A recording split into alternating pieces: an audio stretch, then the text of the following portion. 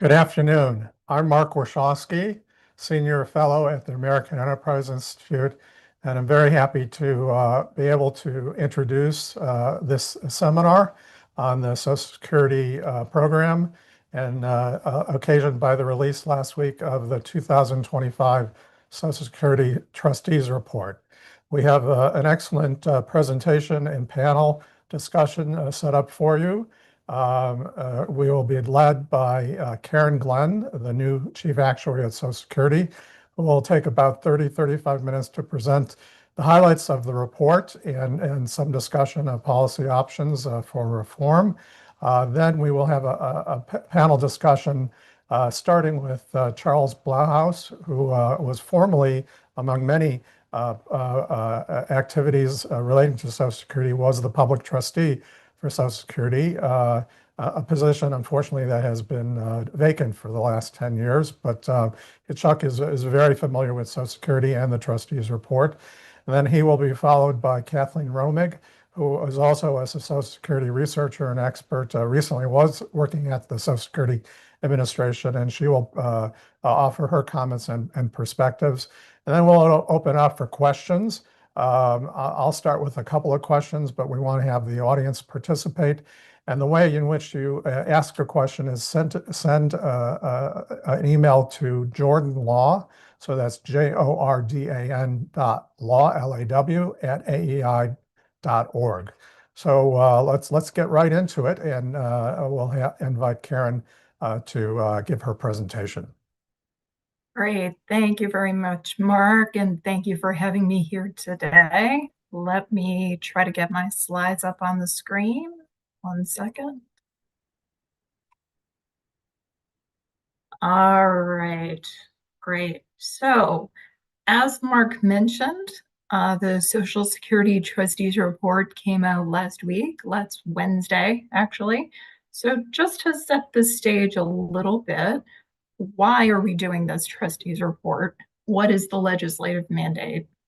There are two things that are really required to be in the report. Number one is the trust fund operations of the past year and the next 5 years.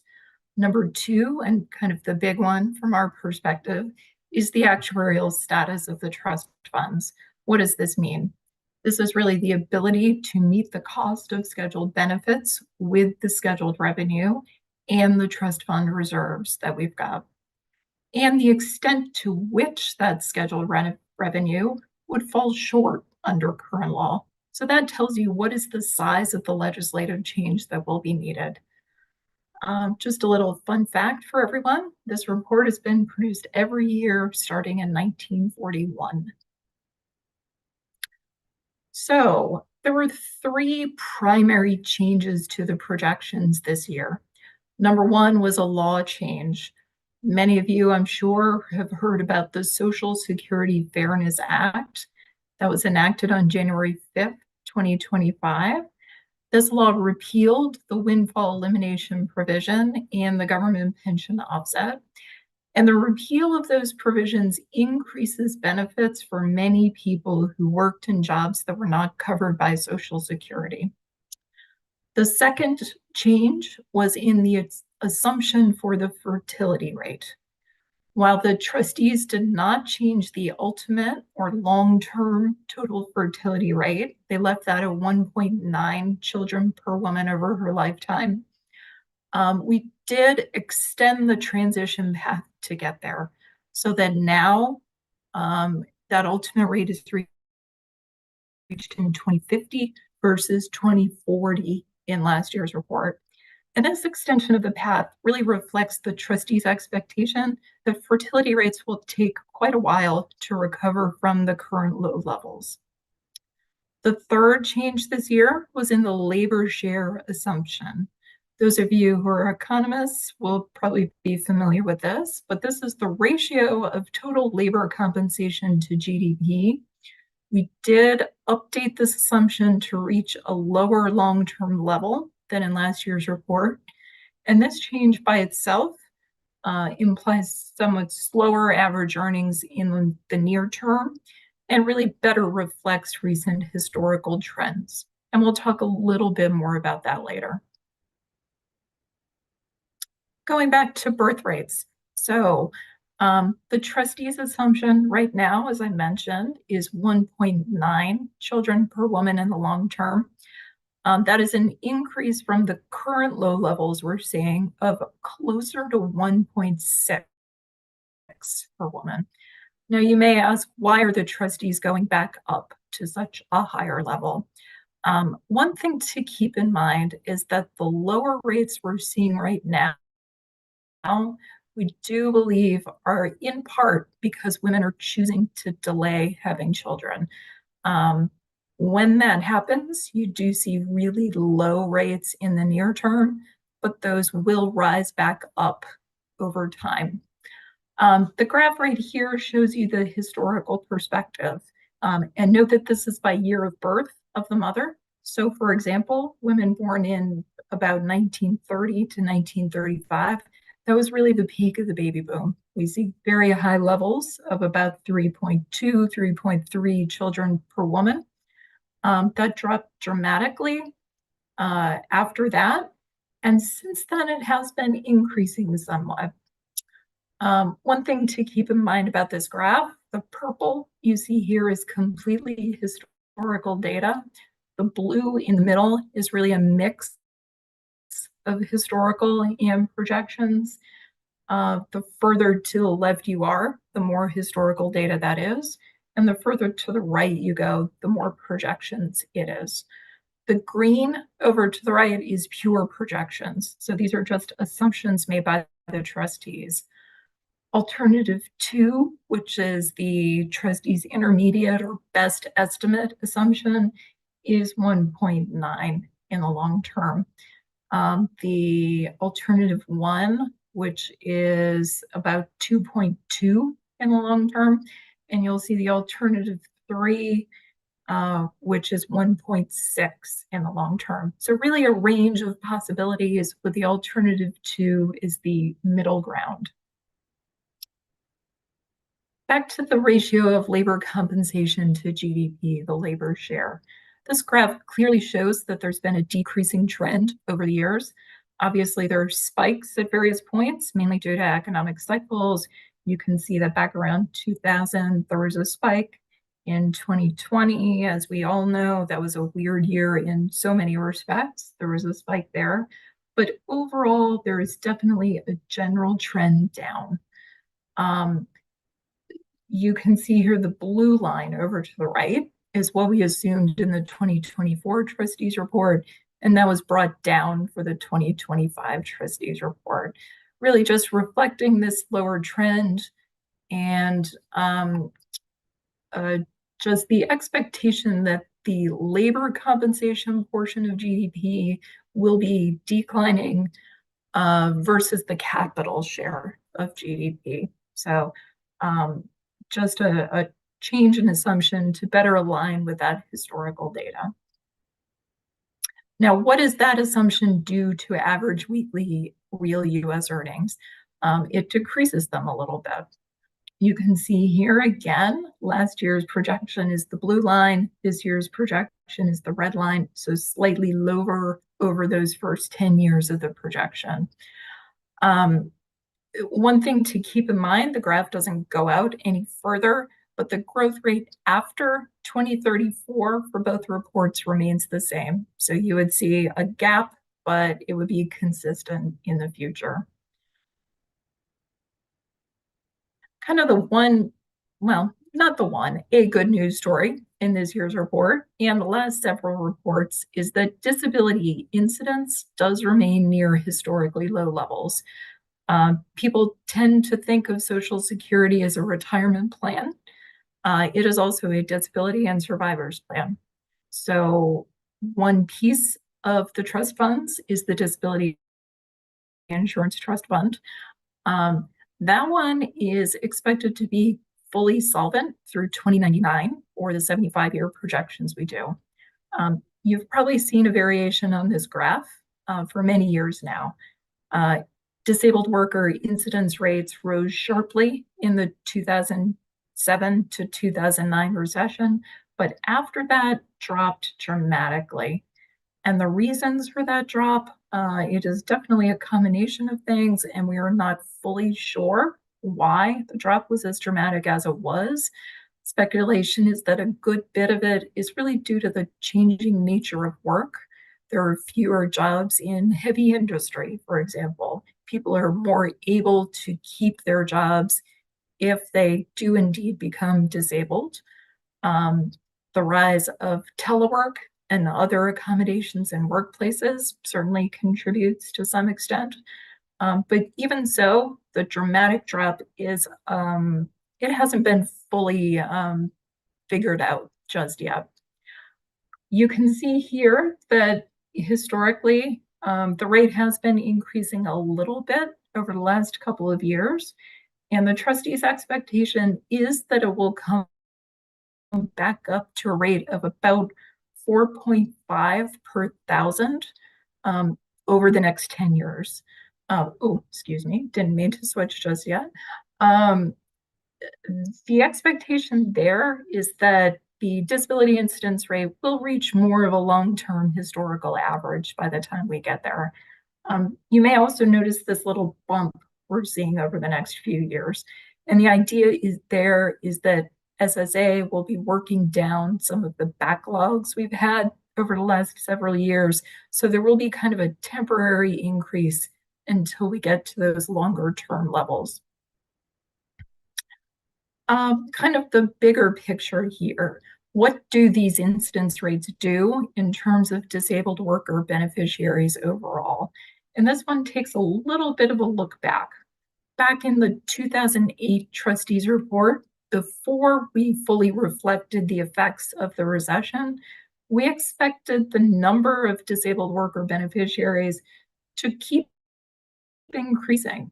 You can see a couple little blips here, but in general, we sort of expected it to go up. Then, based on what we saw in that last graph with this sharply decreasing incidence, the trustees reassessed their expectations. And you can see the decline here in disabled worker beneficiaries, still, growing over the longer term, but at a much lower level than before. You can see a very small difference between the 2004 and 2005 report projections. That is mainly due to the implementation of a regulation related to the number of years of relevant work that are considered in disability determinations. We can potentially talk about that a little bit more if folks are interested. But the effect of that law was to increase the number of projected beneficiaries very slightly. All right, now to sort of the headline numbers. People always want to know, when will the trust fund reserves become depleted? One thing to keep in mind, and please share with everyone you know, that does not mean the trust funds are completely broke and no benefits will ever be paid again. That messaging has got to go. All it means, and we'll talk about this a little bit more, is that full schedule benefits will not be able to be paid, which is a big deal in itself, but about 80% or so of benefits could still be paid with the money coming in. But anyway, tell your friends and neighbors. For this year's report, OASDI, that's the combined old age survivors and disability insurance reserves, that year is now 2034 versus 2035 in last year's report. And the change in year is really due to the three factors we already spoke about: the implementation of the Social Security Fairness Act, the extension in the transition period for the fertility rate, and the lowering of the assumption for the labor share. OASI, looking at it by itself, reserve depletion is still in 2033, although note that it is 3 quarters sooner than in last year's report, so going from the end of 2033 to early in 2033. As I already mentioned, DI reserves do not become depleted over the 75-year long-range projection period. Applications and benefit awards continue to be quite low through 2024. And we do have those assumed gradual increases in initial applications to the ultimate levels. So just another way of looking at what we just talked about.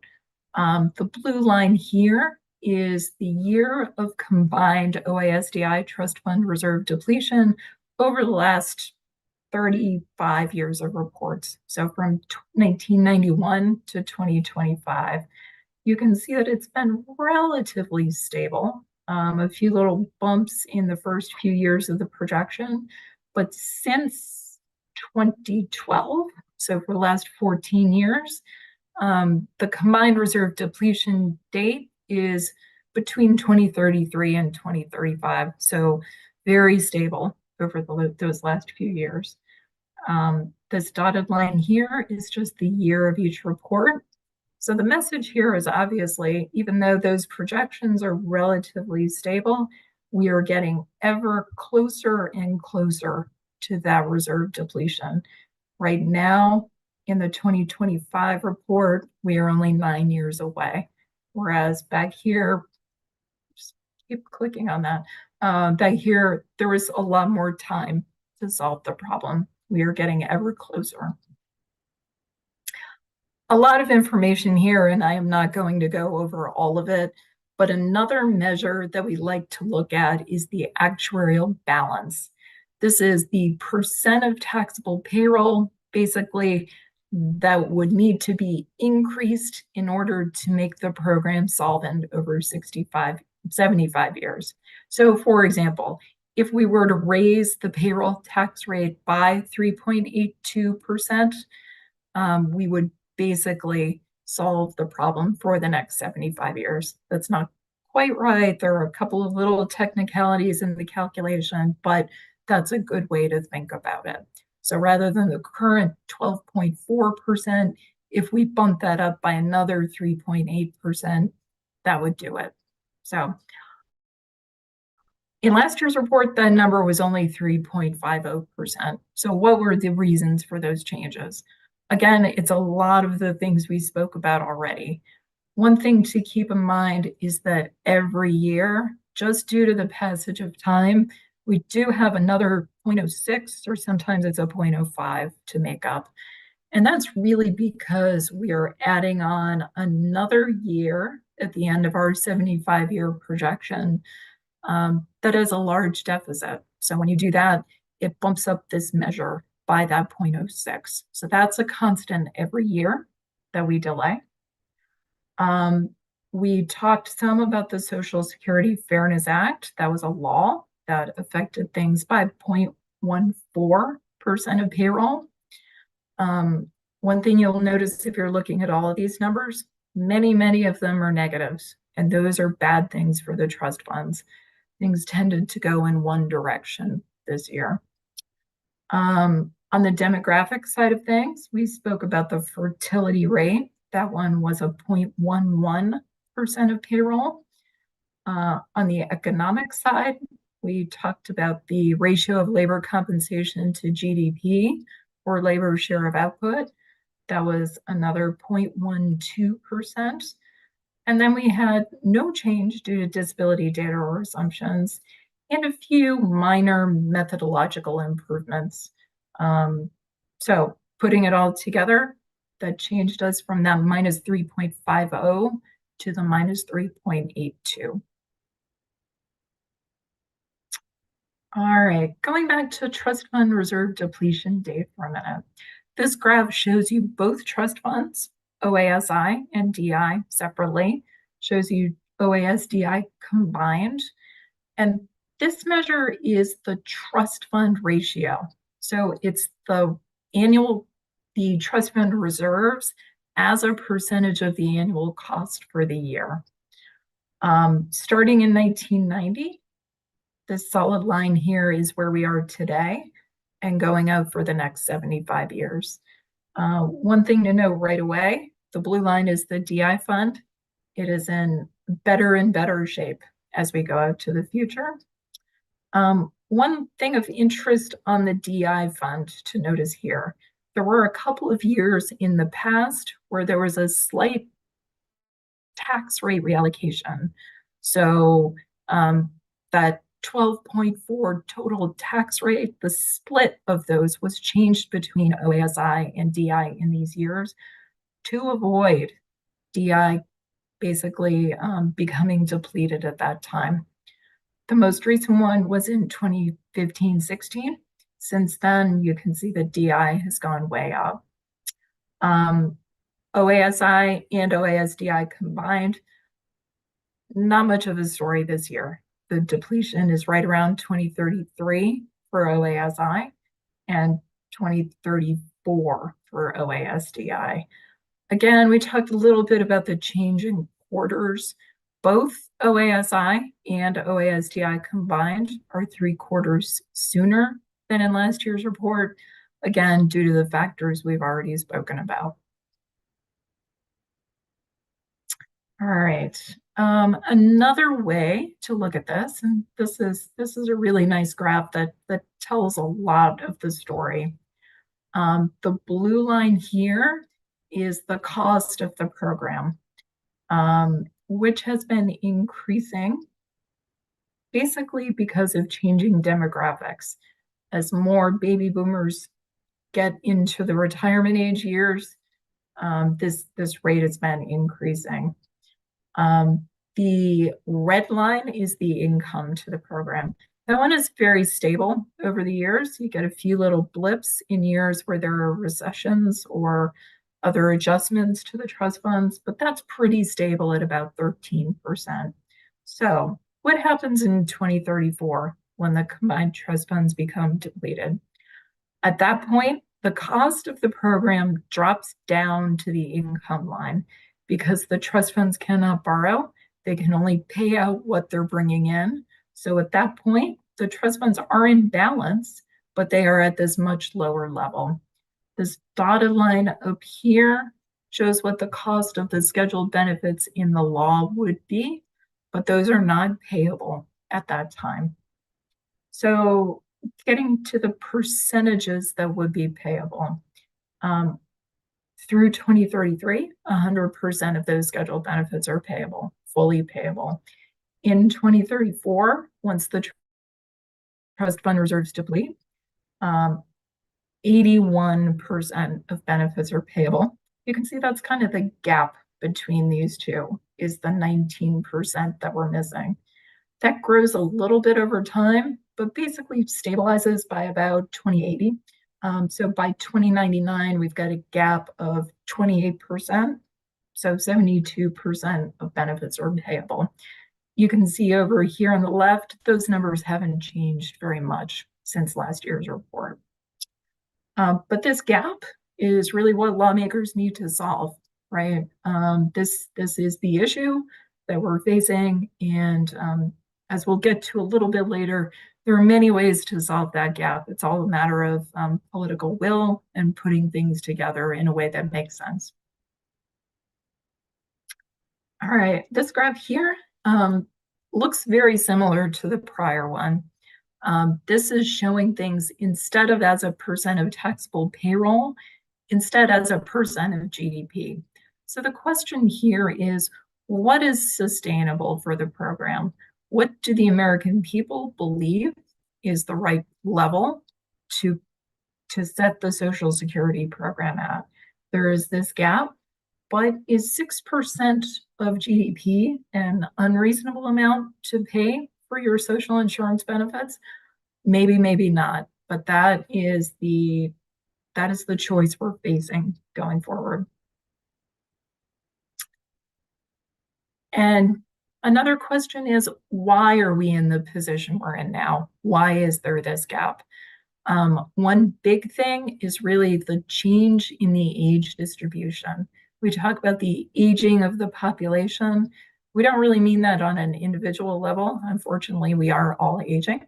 But this is more about the age distribution, the fact that there are more people in beneficiary status than in worker status. So because birth rates dropped so dramatically after the baby boom, there has been a large change in what we call the age dependency ratio. And this is just a simple measure of the population that's age 65 and over basically the people in benefit status, to the population ages 20 to 64, which is basically the workers in the program. This black line shows the actual change in that ratio. And then over to the right, this is what the trustees are projecting. You can see the dramatic increase starting in about 2005, continuing until about 2040. That moderates a bit, still increases after that, and then flattens out. The question is, what if birth rates had stayed at that 3.0 or 3.3 level? You can see that this ratio would be much more stable, and we wouldn't really be facing the problems we're facing with the Social Security financing. That said, birth rates that high might cause a host of other social issues, but that is really one of the big drivers of the Social Security solvency issue. Another reason is the change in the ratio of taxable earnings to covered earnings. So what does that mean? There is a taxable maximum for Social Security, as most of you know. Only $176,100 of earnings are taxed for Social Security purposes. That amount changes each year by the average wage in the economy. So it is indexed to that level. But an interesting thing to note, since about 1983, the percent of earnings that fall below that level has decreased dramatically. In 1983, it was about 90% of all earnings were taxed. Now we're down to about 83% of earnings. And why is that? It's really because of the increased dispersion of earnings. So even though that taxable maximum value grows with average wages, people at the top have been earning a lot more. And this was not anticipated back in 1983, the time of the most recent amendments. So there's been a lot less revenue coming in due to this fact. You can see, obviously, this fluctuates a good bit with economic cycles, but there's definitely a declining trend. The trustees do assume that in the future, that ratio will remain level at about 82.5%. But overall, that really is one of the big factors in the change in the projections from 1983. All right, I think I need to pick up the pace a little bit. So this ratio, just wanted to note here that it is very driven by the earnings of the top 1% of wage earners. That's the blue line you see here on this graph. And the black line is basically what we showed you before, the share of wages above the taxable maximum. You can see that these two really go in concert, and those top 1% of earners really do significantly influence the ratio for everyone. All right, so we've talked a lot about the gap between income and cost for the programs. How do we solve that in the long term? There are many, many ways to do it, but the bottom line really is that we need to make some choices that address those shortfalls beginning in 2034. To put it very simply, we need to raise scheduled revenue by 2034 by about 1/3. We could reduce scheduled benefits by 2034 by about 1/4, or some combination of the two. And figuring out how to put these together is really the job of the administration, lawmakers, Congress, just coming up with a solution that can be agreed on by multiple parties. One thing to keep in mind before coming up with any solution that cuts benefits or raises taxes is, do we think the level of benefits right now is adequate? And is it adequate for everyone? One measure we look at is called the replacement rate. This is just a measure of your retirement income divided by your earnings right before retirement. So just a measure of how much in your earnings are you getting in benefits. Now, this graph here shows a few stylized earners. These are hypothetical earners. This is somebody, the blue line at the very top is a very low earner, somebody who earned about 18,000 for 2025 and is at the 12th percentile. You can see that they get about 70% in their pre-retirement earnings as benefits. This graph really illustrates the progressive nature of the program. Those folks who are maximum earners, for example, people who earned at that taxable maximum level for their entire career, they instead get about 25% in a replacement rate. So, it varies by type of person. It is very level in the future, just based on the design of the program. So, this is part of a three-legged stool, right? Social Security is one part, employer pensions and personal savings are other pieces. Just before making changes to those benefit levels, it's good to be aware of what they are currently for everyone. Now, there is one missing piece of this puzzle. This shows the scheduled benefits in law. What happens in 2034 when the trust fund reserves become depleted? All of a sudden, benefits are lower by about 20%. So again, just thinking about what those benefits should be in the future, need to take that into consideration. One minor point is that we don't know what would happen at the time of reserve depletion. Would all benefits be cut by 20%? Or would there be some other way of doing it? Perhaps higher earners would bear the brunt of those changes, lower earners would not be affected. It's our understanding, based on discussions with general counsels of both Social Security and Treasury over the years, that it would really be the decision of the commissioner at the time, presumably in consultation with the administration. But because this has never happened, because the reserves have never become depleted and decisions needed to be made about benefit levels, there is no precedent and there is nothing written in the law about exactly how it would be done. All right, I am going to go through these things very quickly because I know we are running a little short on time. There are many ways to lower cost for the program. We could increase the normal retirement age, potentially exempting long career low earners. We could lower benefits mainly for higher earners. You could just reduce the PIA, primary insurance amount benefit. You could potentially leave lower earners held harmless there as well. So many ways to do this. Changes in the COLA. We could reduce the COLA by, instead of using the CPI-W, which is what we currently use, change that to the chain-weighted CPI-U. That measure is about 3.3 percentage points lower per year. Obviously, that compounds over time, so it would lead to lower benefits for the oldest old over time.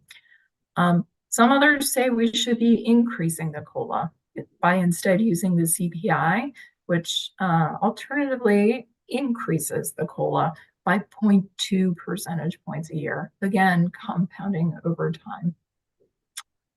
Ways to increase revenue. The simplest one is just to raise the 12.4% payroll tax rate. As I mentioned before, if you increase that by about 3.8%, that would roughly get us to solvency over 75 years. You could also raise the tax on the highest earners, either increase that taxable maximum amount or tax some earnings above the maximum. There are a bunch of different ways you could do that. Or find other sources of revenue. You could tax employer group health insurance premiums. Those are not currently taxed for Social Security purposes, so you could tax those. You could tax individuals' investment income, capital gains, and the like, you could invest the trust funds in higher yielding investments. Now, note that the trust fund reserve levels are decreasing, so they really become less and less of a factor. You just can't earn as much on those lower levels of reserves. And also, it does potentially increase the risk of the investments if we change that mix. So, bottom line, the long-term projections we do every year, including the trustees report, provide information to assess solvency and the changes needed to eliminate shortfalls. If the trust fund reserves were to become depleted, full benefits could not be paid on time. There would be no pressure on the budget or federal debt because Social Security is off budget, but Congress needs to act as it always has in the past. So straightforward solutions, and getting to those solutions politically is not so straightforward, but it's really just a math problem. You need to either add revenue or lower cost and have those changes implemented by 2034. And for more information on the trustees report and anything related to it, please visit our website, www.ssa.gov/OACT. And with that, I'll turn it back to Mark.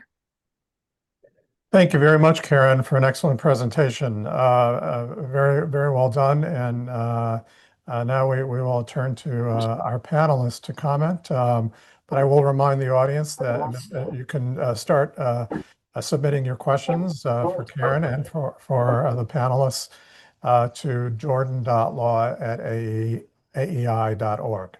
So Chuck, we'll turn it to you. Great. Thank you very much. And I guess my first task is to see whether I can get my screen to be shared. So have I succeeded in doing that is my first question. All right, good.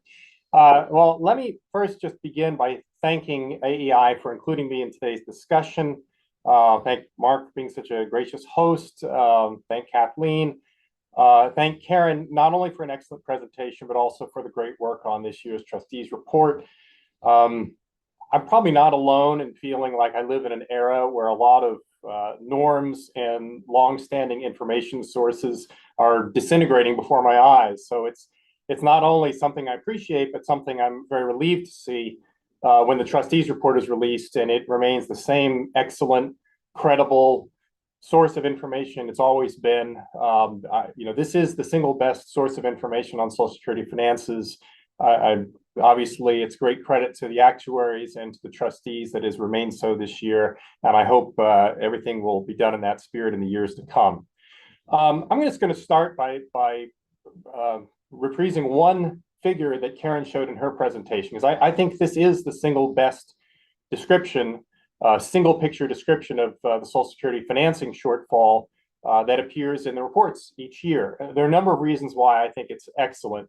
One is that everything is expressed here as a share of American workers' taxable earnings. And that's very important and pertinent because it is, after all, the tax base for supporting Social Security. So, that there's a couple of lines on this chart, and the lower one is basically flat. And that's because we fund this system predominantly, not entirely, but predominantly with a flat payroll tax rate assessed on workers' earnings. But what is not flat is that upper line. And that is the essence of our problem. Here you have a program that is designed to be financed by taxing workers' earnings. But if the costs of the program are growing faster than workers' earnings, that's not going to be sustainable over time. And that's exactly what we're running into. If you look back in the early years of this graph, you could see where those lines cross. They crossed in 2010. And that was the first year in recent history anyway, when the cost of paying Social Security's obligations began to exceed its incoming tax revenue. Now, the question might be, well, why wasn't the program insolvent then if it was costing more to pay out benefits than the program was generating in tax revenue? Well, that was because of what happened in the late 80s, throughout the 1990s, and the early 2000s when the program ran a surplus. In those years, the program collected more in taxes than were needed to pay benefits. And the way the law works is that those surpluses are credited to the trust funds, and they are held in the form of treasury securities. And then when the program needs them, these are special issue securities, so we can cash them in on an as-needed basis in order to keep the benefits flowing. And that's exactly what's been happening. And, those trust fund, those securities earn interest, and it was drawing upon the interest for a while. Now it's actually redeeming treasury securities, and ultimately the problem is that those trust fund reserves are going to run out. They peaked at somewhere around 3 trillion, and they're in the process of being drawn down. And that is where you see the cliff that hits in 2034. And that is the problem that has to be solved. Now, a very important point to understand is that this is not a small shortfall. This isn't something where we can afford to dither and procrastinate and, we'll deal with it in the 2030s and just make a nip and a tuck and everything will be fine. This is not 1983. 1983, when there was a rescue at the last minute in Social Security, the income and outflow lines are still pretty close together. But we're much later in the game now, in the sense that there is a much bigger gap. There's a much bigger actuarial shortfall, and there's a much bigger annual gap between income and outflow. So even if we were to act today in the most expeditious possible way, in the most severe and immediate possible way, we would still have to do, there would have to be some really heavy lifting. So for example, if you wanted to fix it all with a payroll tax rate increase today, you'd have to raise that rate from 12.4% to 16.05% effective immediately. Now, you ask yourself whether you think lawmakers would be willing to, this year, increase the payroll tax from 12.4% to 16.05% all of a sudden. Alternatively, if you tried to do it all on the benefit side, you'd have to cut costs by an average of 22% benefit cut across the board. But it's actually worse than that, because that would include people who are already collecting benefits, who have been for years, for decades. Lawmakers have never done that. They're probably never going to want to do that. The more relevant question is, what is the size of the changes you would have to make as a percentage of new and future benefit claims? And that answer is closer to about 27%. Now, again, ask yourself, do you think lawmakers would be willing to reduce benefits this year across the board for rich and poor immediately by 27%? Of course not. They're not going to want to do that. So if you need savings that equal an average of 27% over 75 years, and you're not willing to do 27% up front, but something a lot smaller, it's going to have to be a lot more than 27% by the time it's fully phased in. So you start going through the numbers, you realize that we already are at a very late stage of the game. And were we to try to wait till the early 2030s to solve the problem, I would submit that for all practical purposes, it's just too late to do it. Now, at that point, across the board benefit reduction required to keep the system solvent would be about 26%. But again, that's including people already collecting benefits. If you were to say, how much do we need to hold back on new benefit claims in that year? Well, you could cut them off entirely, and the trust funds would actually still be depleted. The system would still go insolvent. Now, obviously, if you stopped paying new benefit claims forever, eventually the program would return to surplus again. But by 2034, the shortfall is so large that if you try to solve it simply by affecting new prospective benefit claims, it literally can't be done. Now, what are the implications of all this? I want to make sure I recognize something really important that Karen said. This doesn't mean the system's going to disappear, right? I don't think there's any practical likelihood that the system's not going to go away. And I don't think people need to be worried that their benefits are going to suddenly, be interrupted or anything like that. That's not what is at stake here. What is at stake is really whether we can have the type of Social Security system going forward that we have had to date. So what do I mean by that? Well, remember why we have these trustees reports. These aren't simply empty exercises in abstract accounting. They're basically the trustees telling us what is the size of the changes lawmakers have to make if they want Social Security to continue to operate going forward the way it has in the past. That's very important. Social Security has a reliability and security to it that is lacking in pretty much any federal so-called welfare program or income support program. There's a reason for that. When you participate in Social Security, you have dedicated taxes taken out of your paycheck for Social Security. You can see them on your pay stub, and they're telling you, this is what you've paid into Social Security.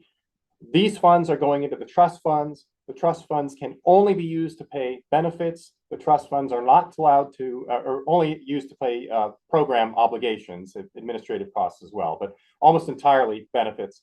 And the program is not allowed to spend beyond the resources in its trust funds. And this is what enables participants to say to lawmakers, you can't just arbitrarily cut our benefits. We paid for these benefits, and there's money in the trust funds that shows that we paid for these benefits. That's very different from a welfare program. A welfare program, because it's, you don't keep track of how much you paid into a welfare program, and whether you paid income taxes to support it is not an indicator of whether you're going to get benefits from it. So you have this continual relitigation of the terms of exchange. You never know what the eligibility rules are going to be, the benefit levels are going to be. Is there going to be a work requirement or a means test or an asset test? You would be very foolish to base a personal long-term income strategy in getting benefits from a welfare program, because you don't know what the rules are going to be 5 years from now. But people can and do make long-term plans around the presumption of a certain level of Social Security benefits. And they're only able to do that because of this basic financing structure. If we were to abandon it, if we were to basically give up the idea that we have to align benefit schedules to be commensurate with what worker contributions can actually fund, we'd have to sever that link between contributions and benefits. Workers would no longer be able to say, we paid for our benefits. These are the levels of benefits we paid for, and benefits would simply be, whatever emerges from a competition for funding with the rest of the general budget. So that is what is at stake here. The system's not going to disappear, but whether we can have this type of Social Security system going forward is a function of whether we can restore it to solvency. A couple of quick points on why costs are growing faster than sustainable rates. Karen alluded to one before, demographics. There's a lot of demographics that aren't shown in this picture. Obviously, fertility is an important component. Fertility rates have dropped a lot since the peak of the baby boom. Another one is longevity. We're living a lot longer than in the early days of Social Security. If we spend a larger proportion of our lives cashing checks as opposed to paying taxes, something is going to have to give, right? Either you have to have much higher tax burdens on workers to fund a given level of retirement income, or a given tax burden on workers can only fund a lower level of retirement income security. As long as we don't get a handle on the rising proportion of our lives that we are spending in retirement, we're going to continue to have a worsening relationship between the amount of taxes we have to pay to support the program and the level of income security it can provide in retirement. The other factor is just the growth in per capita benefit levels. There are automatic benefit increases written into the law, have been since the 1970s. I'm not talking about the COLAs, I'm talking about the initial benefit formula that increases benefits each year from one cohort to the next. They are increased by law in proportion to something called the average wage index. That wouldn't necessarily be a problem if we had stable demographics, or we had eligibility age rules that automatically adjusted for changing demographics. But when you look at the other aspects of Social Security, the demographics, the eligibility rules, those factors, then this level of benefit increase is not sustainable within a stable tax rate.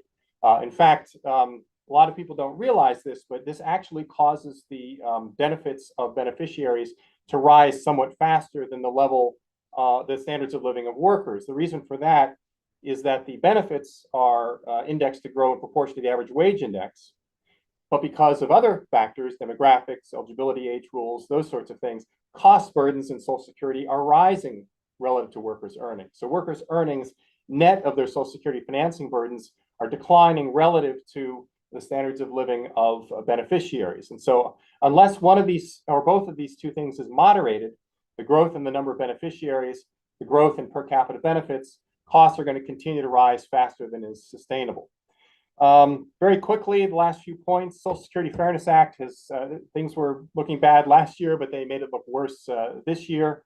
I want to be clear. Social Security Fairness Act, if this law were actually fixing a longstanding inequity, If it made the finances of the system worse, I would say that's just the price to be paid for fairness, and we would just have to deal with it. Unfortunately, it didn't do that. It actually created inequities in Social Security by creating benefit windfalls for participants in state and local pension plans that they didn't pay for. So it actually worsened inequities in the program while hastening insolvency at the same time. As Karen alluded to in her presentation, other factors that caused the outlook to look a little bit worse were the adjustment of assumptions for fertility and labor compensation. These strike me as very appropriate changes. They seem like realistic adjustments, but the result between these three factors is that things look worse than in the previous year. Last point before I get to solutions, how we achieve solvency matters, and it certainly matters for whether the program can serve future generations as it has served ones to date.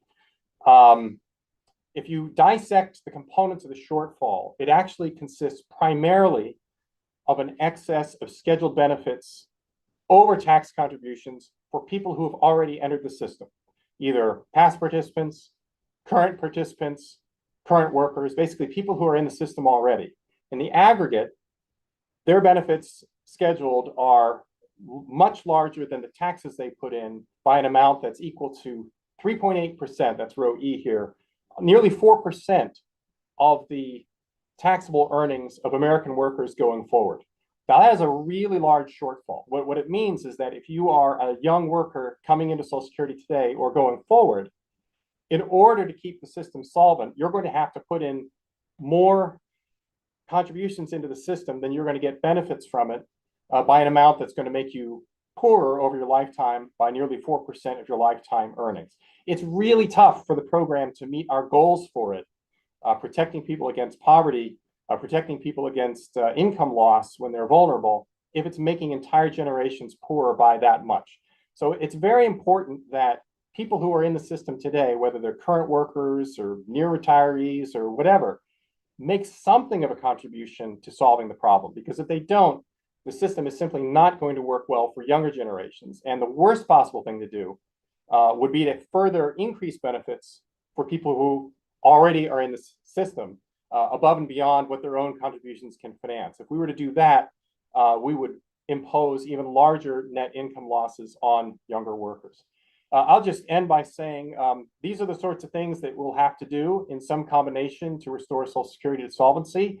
The shortfall is large enough that no one of them is really going to work by themselves. I would say to my friends on the left, it's not realistic to think that we can do this all on the tax side.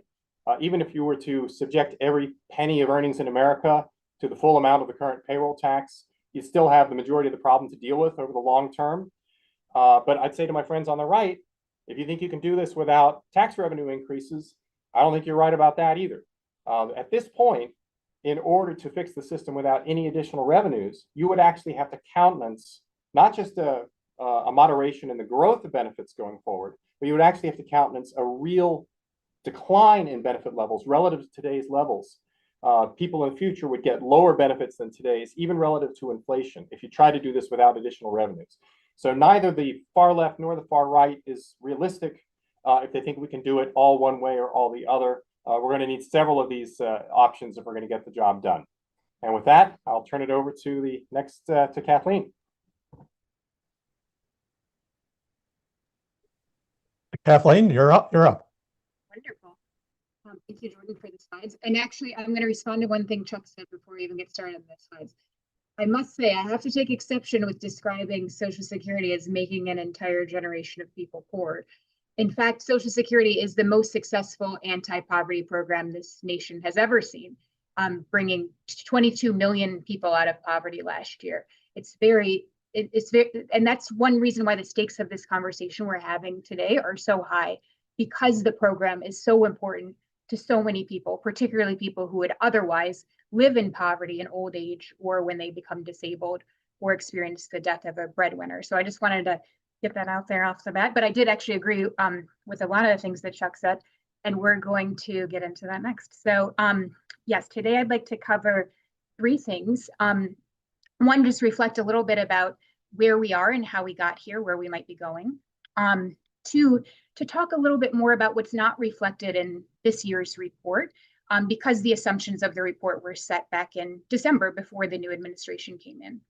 And then third, really just like Chuck, give a desperate plea to policymakers to stop making things worse over the next decade.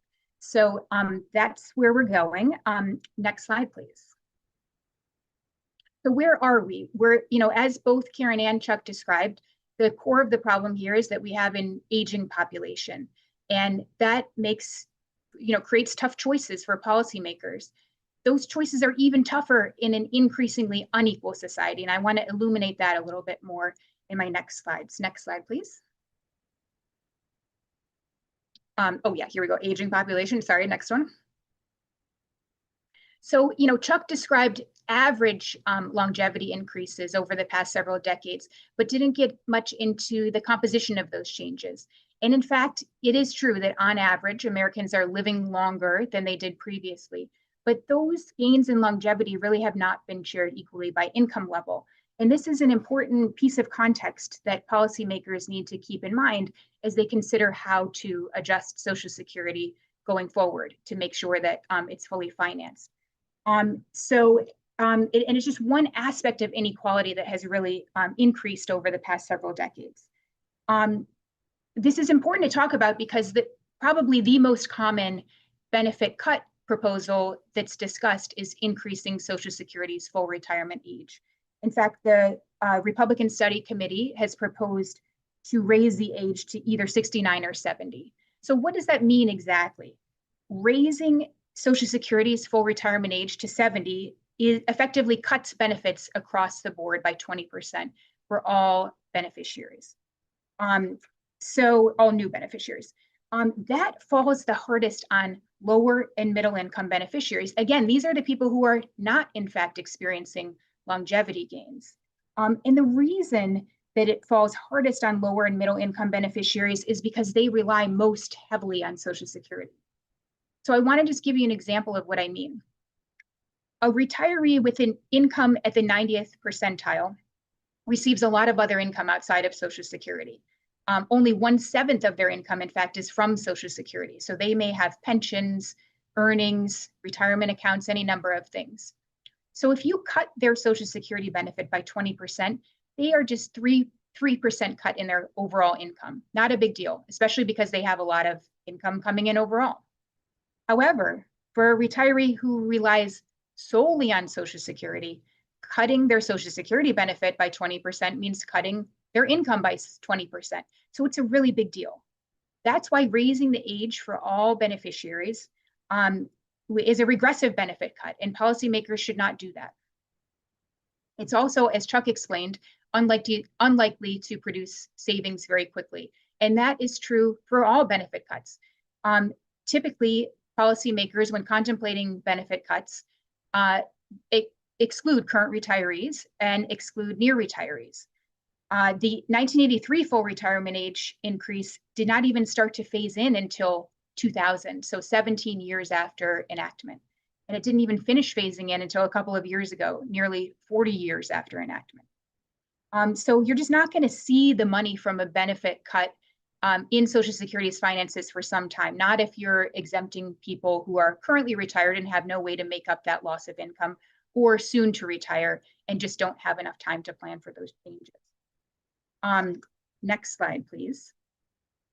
The other dimensions of inequality that have really increased since 1983, as Karen described in her slides as well, is on earnings. And I would hasten to add that it's not just earnings, that wealth inequality has skyrocketed even more than the increasing inequality in earnings.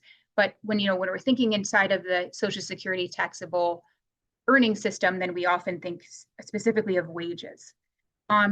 So that's really important, and Karen did a great job explaining this, because that has eroded Social Security's tax base. And again, as Karen said, it's concentrated among the top 1% of earners. And even if you broke it down further, the top 0.1% of earners are driving this trend. So this growing inequality is something that should be addressed as we think about how to move forward with Social Security.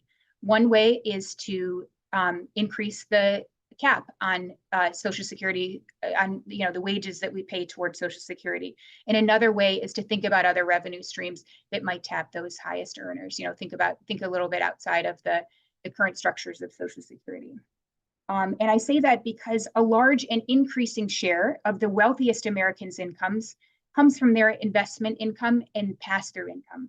That, not the paychecks that the rest of us use to finance our lives, and not and also that is Social Security's tax base. And so so that's something that we should think about. Those other sources of income that are received almost exclusively by very wealthy people are generally not taxed, or when they are taxed, receive preferential rates. So I think that thinking about the ultra wealthy's role in shoring up Social Security should be part of the conversation as well. Next slide, please. I'd like to move on to talk a little bit about what's not reflected in this report. So this is, no shade to the Social Security actuaries or trustees here. The assumptions were set back in December, and December was really a different world than we're experiencing now.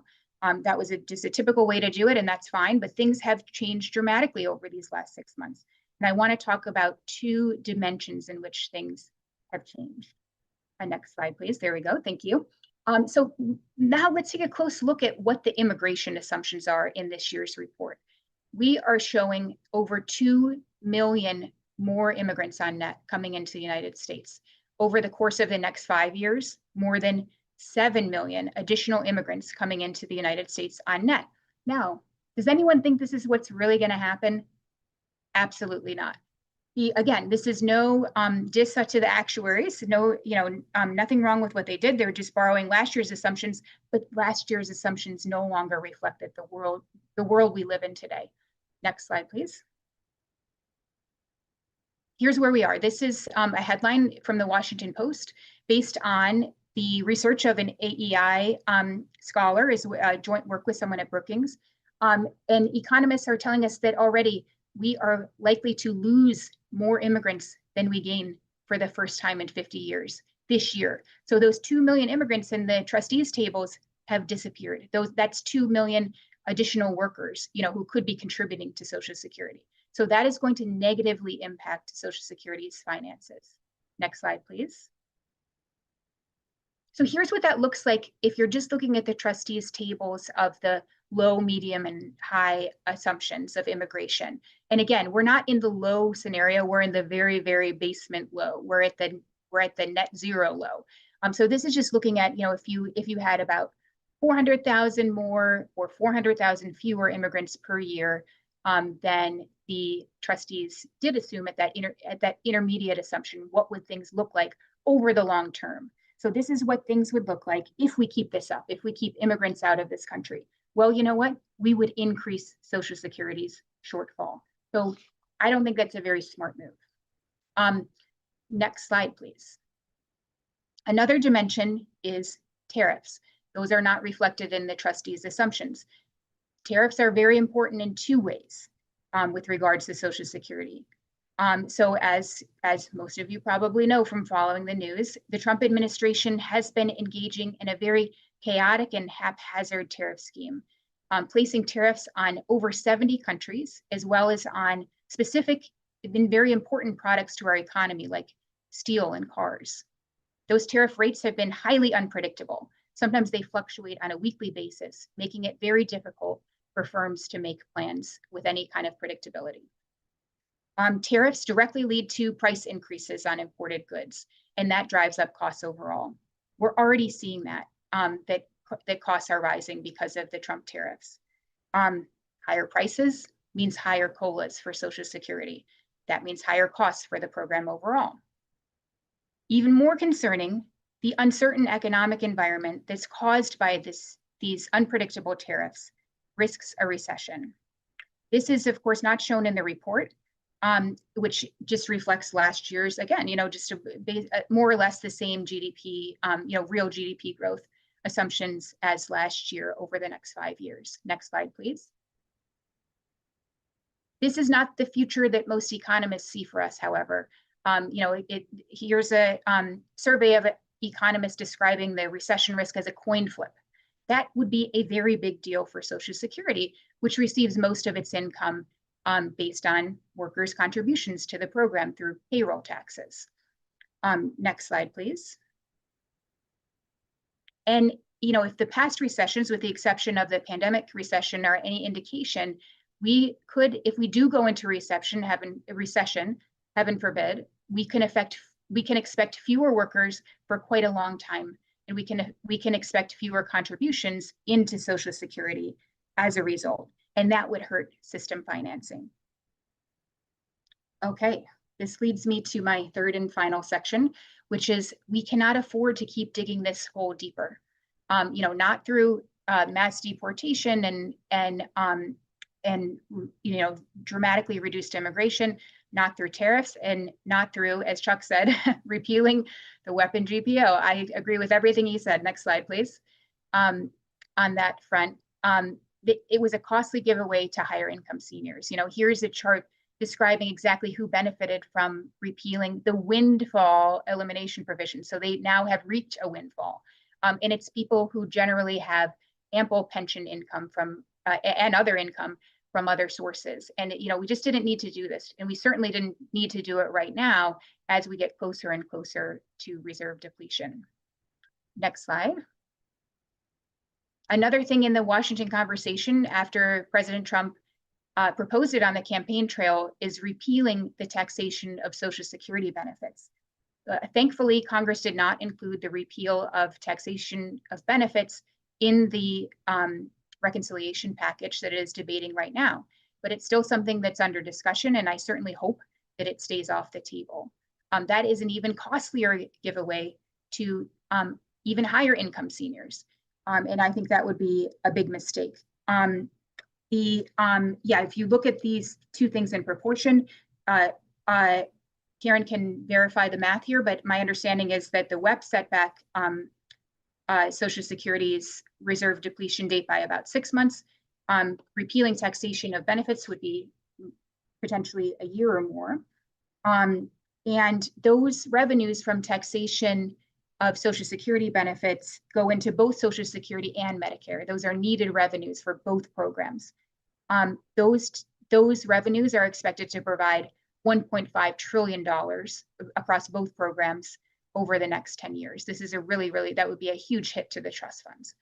And all of this to provide effectively a 20% benefit boost to the highest income beneficiaries. So if you look at this chart, we're talking about seniors whose household incomes are average above $200,000, effectively increasing their Social Security benefits by 20%. This is not something that we need to be doing right now.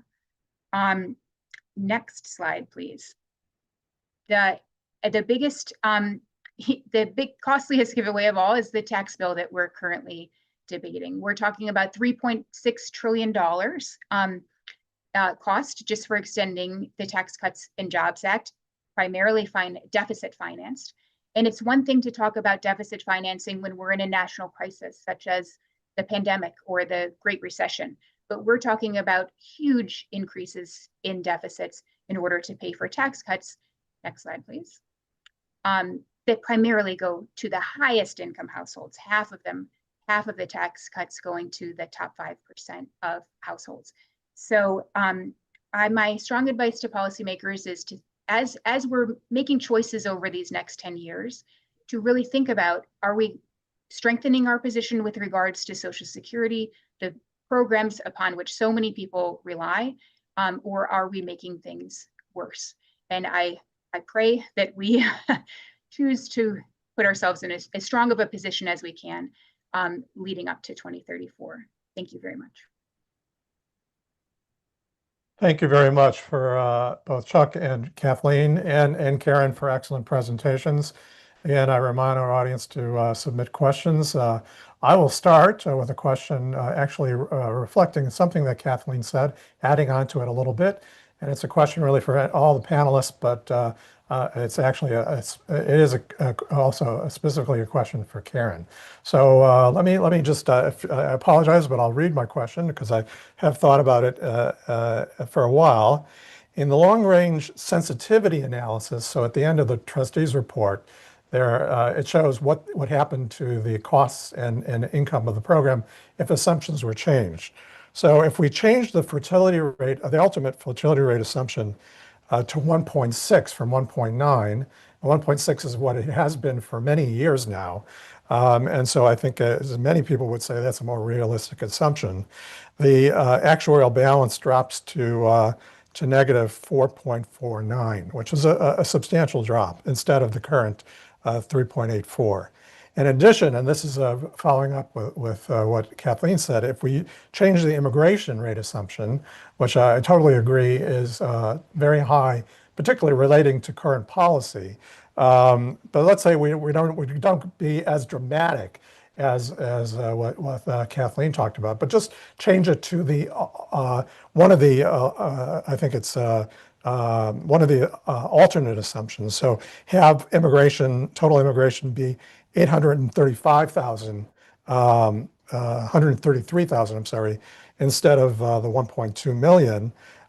Then the cost of the program the balance would decline to negative 4.28. And so I would submit that both of these assumptions are really the right assumptions. What happens if we combine them? And that's really a question for Karen. My simple math is just adding the two, and so that would produce a actuarial balance of negative 4.95. And my question is that close to right? Are there a lot of countervailing effects in one direction or another? Just to help us think about what the shortfall really is. Yeah, that's a great question, Mark. And let me first just address the assumptions themselves briefly, and then I'll get into the interactions there. So on the fertility rate, I mean, you're absolutely right that current levels are around 1.6. The trustees are assuming we'll get back to a 1.9. As I mentioned earlier, some of the trustees' belief is that women are choosing to delay their fertility and their births until later in life. Whether that's what will actually happen, I think none of us knows, right? On the immigration side, our current long-term assumptions are really based on long-term historical averages. And, the trustees have tended to not, they've tended to make changes in long-term assumptions incrementally. So unless there's real good evidence that there is a long-term change that's going to happen, they do tend to look at those long-term averages. Clearly, there are going to be some changes in the near term related to immigration. Will those persist for 75 years? I think it's much too early to say that. Now, to your actual question, Mark, there's definitely some interactions between the fertility and immigration assumptions. I wish I could just do a quick calculation for you off the top of my head, but I think the combination of the two is a lesser effect than just adding the two together, but certainly substantial all the same. All right, thank you. I want to give, before we go to the audience questions, I want to give each of the panelists an opportunity to ask each other questions or comments about each other's presentations, or to ask Karen anything they would like to ask. Chuck or Kathleen? Sure. Do you want me to go first? Or want Kathleen? Sure, go ahead. Go.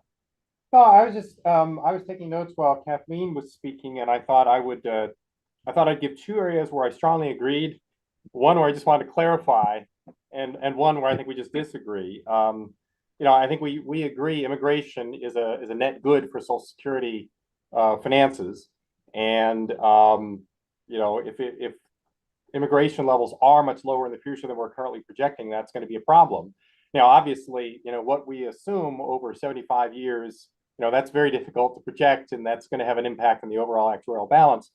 But there is a real risk that in sort of real time, as we update economic data from one year to the next, we might start to see a bit of a shock there from, the immigration projections in the near term not panning out as was projected. And I would very much agree with her point about not repealing benefit taxation. I think that would be a mistake in so many different ways, not only because of the regressivity element. I think from an intergenerational element, it's a mistake. I think from an equity standpoint, it's a mistake. There's a reason why we subject 85% of the benefit to taxation, and doing any less than that would basically create an income preference that is both distortionary and regressive. Just the point of clarification, I want to just be clear. I agree with Kathleen. Social Security is a remarkably successful program. It's in fact, it's one of the things that animates me to do these talks, which is that it's not easy to design a program that delivers levels of income support anything close to this, and have financing mechanisms that people, not that they enjoy paying the payroll tax, but they broadly accept it as the price of this successful program. And so, I think we depart from that at our peril, because it's precisely because it is so successful. We need to make sure that we don't depart from its major structural foundation. I would be a little bit careful. Part of the success is that there have been transfers in the direction of, current and past participants. So of course they were made better off by it, and that's not what we're looking at going forward. So we want to be a little bit careful about that. And we can't only measure the effect of the program on poverty by looking at the benefit side, right? You also have to look at, well, what would have happened to that 12.4% payroll tax if it had, gone elsewhere? How much retirement income would it have delivered? So I issue a few caveats there, but I certainly just want to clarify that in spirit, I agree. The one area where we disagree, I think, is on the eligibility age matter. I don't look at an eligibility age change as equivalent of a benefit cut. I look at it, there's three elements in the equation. One is the tax burden you carry while working. One is the degree of income security you have in retirement. And the third one is how many years are you collecting benefits? And the math of those three are inextricably intertwined.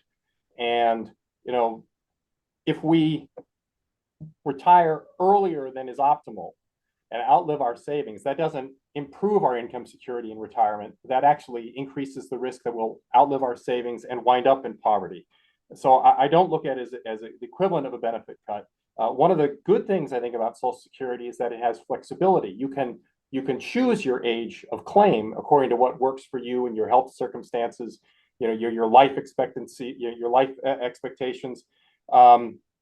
And to the extent that we do have a concern about lower income people being disproportionately affected by an eligibility age change, I think there's a right way and there's a wrong way to handle that. The wrong way is to pay people like me who are of higher income, you're in a nice office, comfortably working, in good health, likely to collect benefits for decades, to pay me to leave the workforce at 62. That does not make sense. I think what makes more sense is to have people like me delay our eligibility somewhat, and those effects can easily be offset. Remember that your benefit at a given age is a function not only of the full retirement age, but also the benefit formula. So you can make an offsetting tweak to the benefit formula to hold harmless people in the low income end.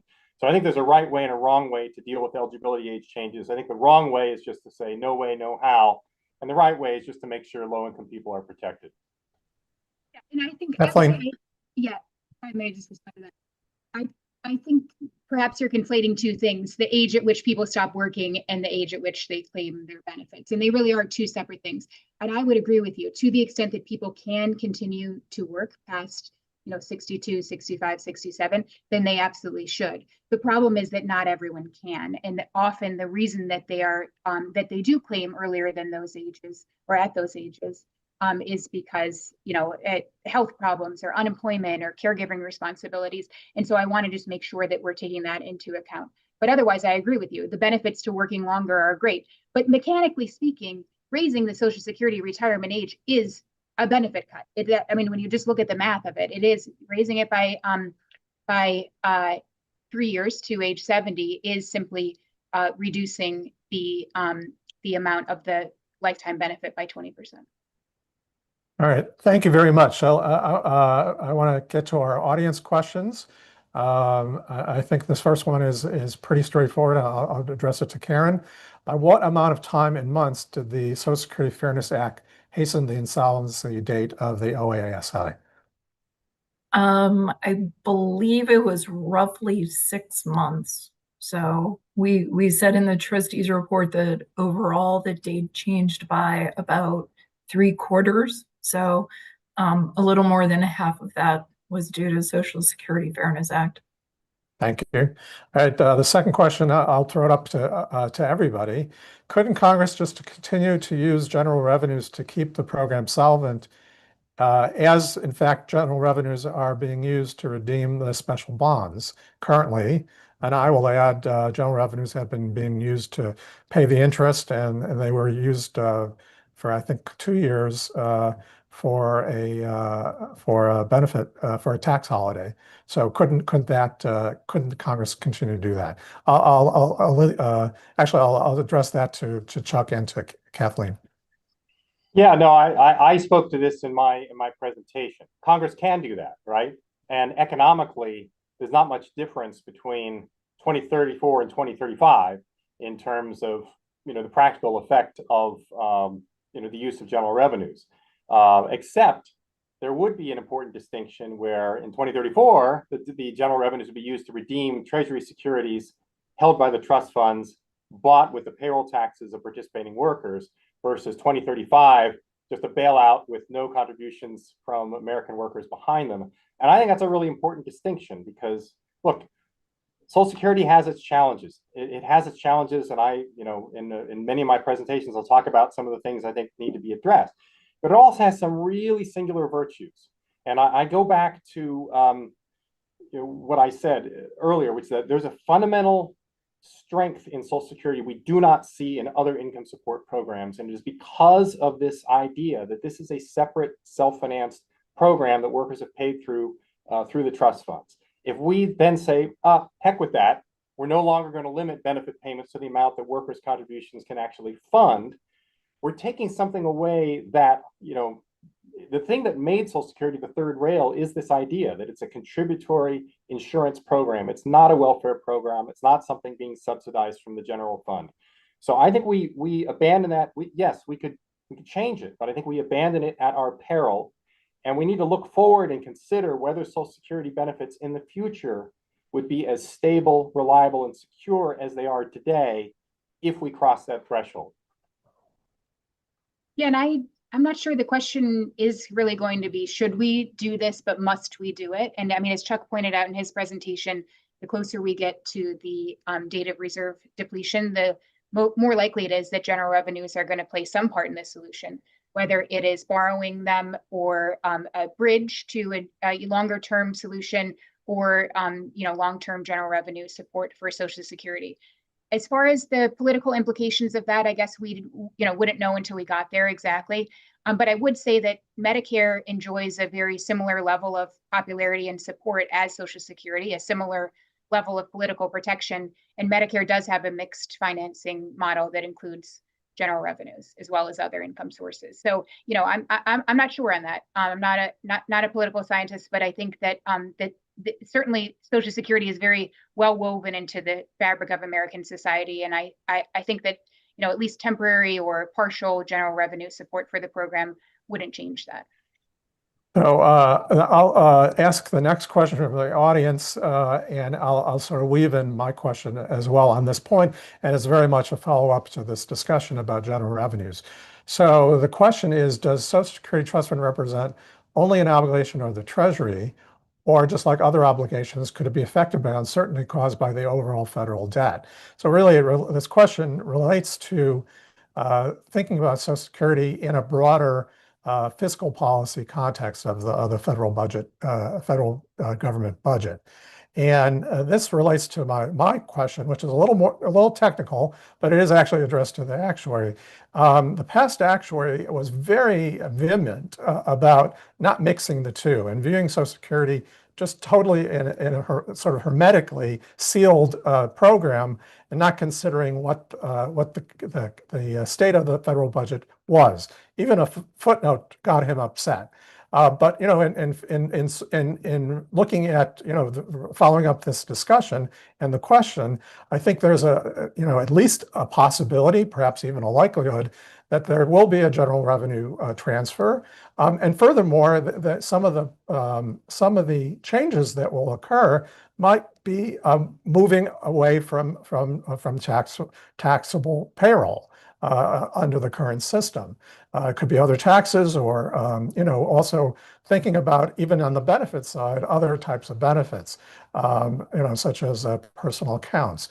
So thinking about Social Security as it's currently set up in a very narrow way, I think is narrow. And the question is, in the terms of the trustees report, do we do a disservice by cutting off consideration of what is the state of affairs of the federal budget more broadly, in terms of what are the pressures on the federal budget, the deficit, debt, outstanding, other taxes, other benefits that are going on, such as actually is reflected in the Medicare trustees report. Karen. It's a great question, Mark, and I think there are certainly different perspectives on this, on the way Social Security fits into the overall federal budget. And people have very strong opinions about it. I think our position and the trustees' position has been that the Social Security trustees report is a vehicle to really look at the trust funds kind of in their off-budget position and focus on that and the gap that is needed to fix the solvency issue. There are many other documents that really cover that broader federal budget perspective. And we think that, where we really have I don't know what the right word is. Our best advantage here is really to focus on what we know, which is the Social Security trust funds by themselves in isolation, and what those issues are. Not to say that those broader federal budget effects aren't important, but we think there are other documents that do that well. And we would rather focus on really where our comparative advantage is, which is focusing on the Social Security trust funds themselves. I'm curious if the other panelists have Yeah, I thoughts was on going to this. ask that question, please. Yeah, I mean, I'm almost reluctant to say anything, given Mark, you have substantial personal experience here, as you, Karen. So if I say something that you think sounds wrong, I know you'll call me on it. But I always felt as a trustee that it was very difficult to get this right? Because on the one hand, here we're authoring these Social Security and Medicare reports, and we show these enormous deficits in Social Security and Medicare going out 75 years, but still in the 75th year, we're still showing interest rate and inflation rate assumptions as though everything is economically, budgetarily very normal. And I think what might seem like a contradiction is that I think sort of the ethic behind the reports is to sort of assume sort of policy normality everywhere else. But, oh, by the way, here's the size of the Social Security and Medicare shortfalls you have to deal with. And those contradictions, I grew comfortable with them, in the sense that, like, for example, there are places in the report where we do say, in both Social Security and Medicare, just reminding you, these benefits actually wouldn't be paid under current law. Under current law, the program doesn't have borrowing authority. Actual expenditures would fall to this level, blah, blah, blah. But you still spend most of the report telling them how big the shortfalls are, even though technically they wouldn't be paid under current law. And it's not to be disingenuous, but it's to let lawmakers know, okay, this is the size of the shortfall you have to close if you want to keep these, put these programs back in a solid actuarial status. So, there's always been this sort of self-contradiction. Obviously, if these massive Part B outlays took place and everything, it's unlikely inflation and interest rates would be as we're projecting them. But I think the reports are just designed to show you, here's the magnitude of these obligations you have to deal with, and we're going to assume that policy normality prevails everywhere else. Yeah, I agree with both of you guys. I would just say, within the four walls of the trustees report, that makes perfect sense. But the rest of us trying to grapple with budget priorities across the whole of the government have to think about the rest of it. And that's why I brought the tax bill into the conversation. I just don't think it makes sense to weaken our fiscal position overall so dramatically when we know that we're leading, up to this big financial gap in Social Security that we need to figure out how to fill. Not that it's one-to-one, not that I think those exact revenues should go into the Social Security trust funds, but that we need to strengthen our fiscal position so that we can deal with these long-term challenges. I appreciate people's views and Karen's response. I fully understand it. I will take the prerogative of, though, to say that I disagree a bit with Karen, that there are other documents that do this analysis well. I really don't think there are. She may be referring to the financial report of the U.S. government, which basically depends on the trustees' reports assumptions. So it really does not. It's not a truly helpful document for what Karen is talking about, and I think there should be. A question is, if not the trustees' report, what should it be? Maybe it should be something else, but that document does not exist. We're at our time. This was an enormously fruitful and intelligent discussion and presentations. I really want to thank our panelists, and I want to thank Karen. Karen, as the new chief actuary, I will say you did an excellent job, and we're very, very glad to have you. And hopefully we can do it again. And hopefully, with regard to Chuck and Kathleen's point, hopefully we can make some progress quickly. Thanks everyone for tuning in.